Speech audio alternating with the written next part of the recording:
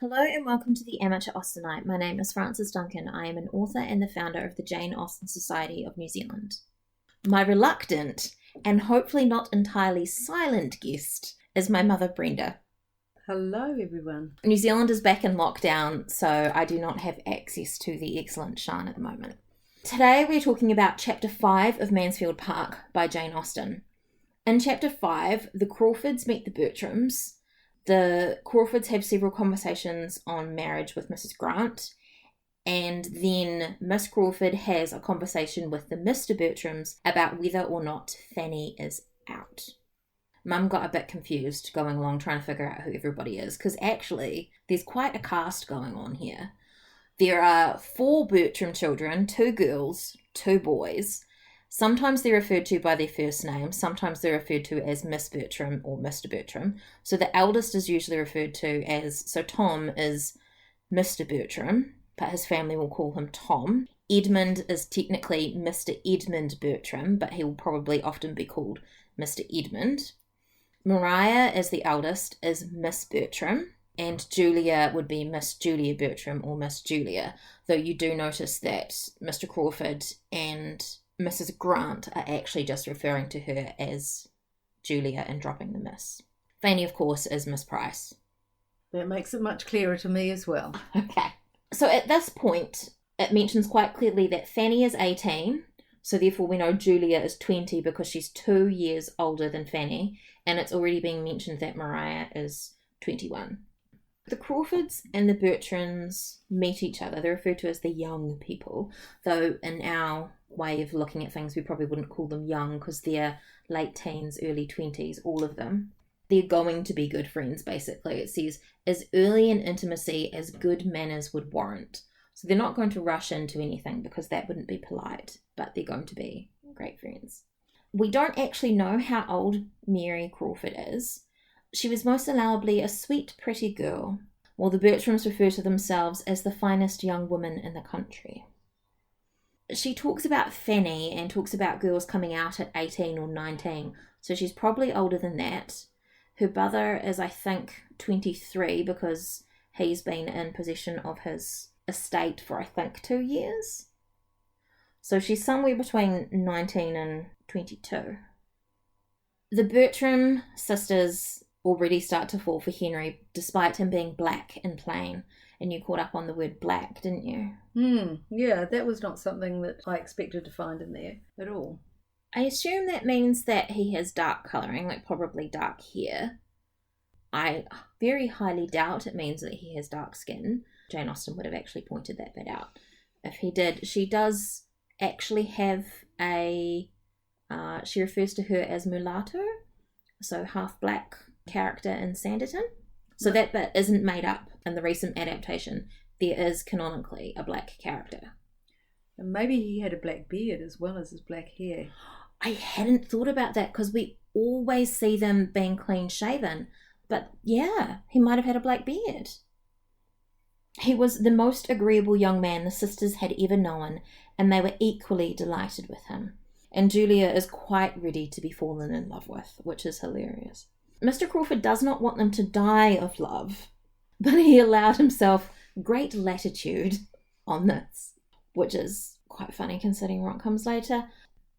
Mrs. Grant is very clear that he should like Julia best, not Maria, but then they have a conversation that quite clearly lays out that actually Miss Bertram, i.e. Maria, is the best.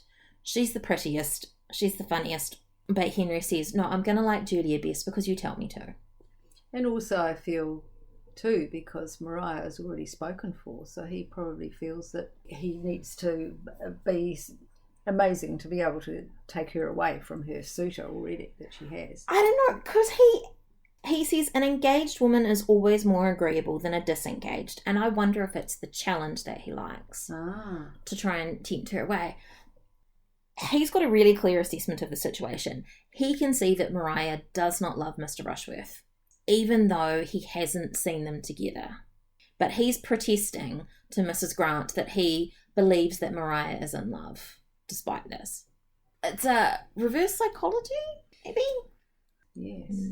How is he really thinking about her? Is he thinking about her as someone who, as you say, might be a challenge and he might go for her instead of Julia because More fun? It's more fun, and she doesn't really love her fiance anyway, so why not try herself, because she's the one who's, as you say, pretty and funny, and yeah. Mrs. Grant turns to Mary to discuss further, and they have this talk about marriage. Mary says there is not 1 in 100 of either sex who is not taken in when they marry, which made me think of Charlotte in Pride and Prejudice, because she basically says it's better not to know the disadvantages of your partner before you marry them. You can find them out eventually. Mary goes on to say that marriage is a manoeuvring business. She's very clear about it's not a game.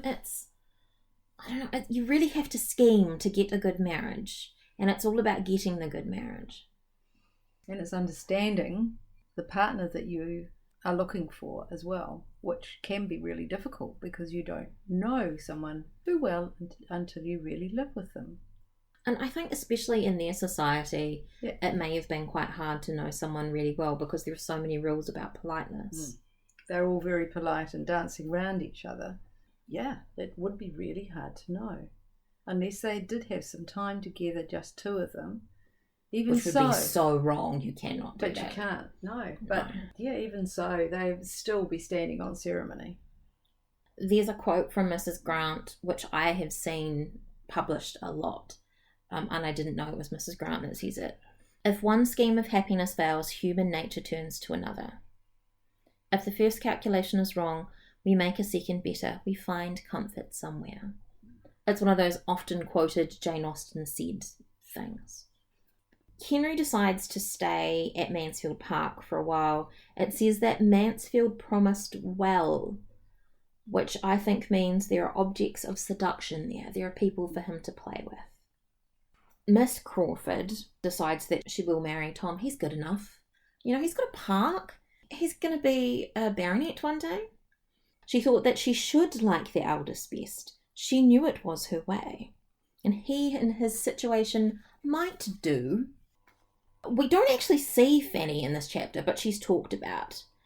Few young ladies of 18 could be less called on to speak their opinion than Fanny. Miss Crawford and the two Mr. Bertrams are talking about Fanny and whether she is out in society or not. Mary can't work it out because Fanny has gone to have dinner at the parsonage, but all of her behaviour seems like someone who's not out. Considering Miss Crawford can't have been out very long herself, maybe a couple of years, it's interesting that she's bringing this up herself. It's new to her. It's a new way to be accepted, because she hasn't been out long herself. And so the way she believes, the way she sees herself in that situation, she, I guess, looks at Fanny and to see if she is acting the same way as she feels she does herself, because it is new to her. So she's more aware of who is out and who isn't, I guess. It's interesting though, because Fanny and Miss Crawford are in very different situations as well, and Miss Crawford doesn't seem to be considering that. Miss Crawford has an independent fortune of £20,000. Fanny has no money and is dependent on her uncle. They're in very different situations, and Miss Crawford doesn't seem to grasp that.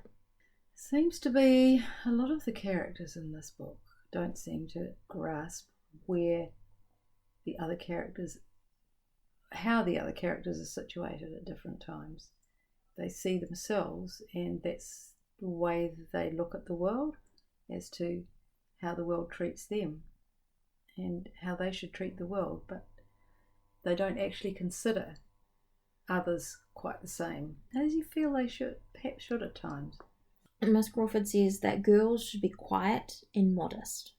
Girls being girls who are not out, which really clearly defines Fanny. She is quiet and modest. It does. Mr. Crawford, Tom, tells a story about meeting a young lady and her not being out and being very shy. And he says the governess being sick or run away, being the only reason she was in the room with him at the time. But then when he meets her again, she is out, and acts like she knows him and he can't remember her and is horribly embarrassed by the whole thing. It's a really weird way to treat a whole gender, but it also makes me think, I've seen a lot on social media recently, people saying we tell children to do as we say, to behave a certain way, to follow rules, and then when they're 18, we're suddenly like, you're up, you need to look after yourself. What do you mean you don't know what you're doing? What do you mean you don't know how to make a decision? Yeah, different expectations. It seems like there's not a transition period for girls to learn to be ladies, maybe. Or maybe that's what finishing schools were for, but not everybody went to a finishing school. The text points out that Edmund is less courteous because Tom is saying lovely things about Miss Crawford, implying that she has perfect manners and she's showing the world what they should be. And Edmund's like, yeah, but girls are not being brought up right. Completely ignoring that. It's quite funny. Tom tells a second story about running into the Snaids and him giving attention to the younger Miss Snaid who shouldn't have been out for 6 months. And Mary says she should have been with her governess. Where is the transition period? Where is the teaching them to be a lady, to be a woman, from becoming a girl? Being with a governess when she's what, 17? Yeah, probably. With the children, like actual children. Yeah, she does. She needs a transition period from being with a governess to being out. And that is our summary of Chapter 5 of Mansfield Park by Jane Austen. We are still doing our group read of Mansfield Park online till the 22nd of September. You can contact me if you'd like to join at francisduncanwrites.com or on Twitter at francis_duncan. Thank you for listening and we wish you happy reading.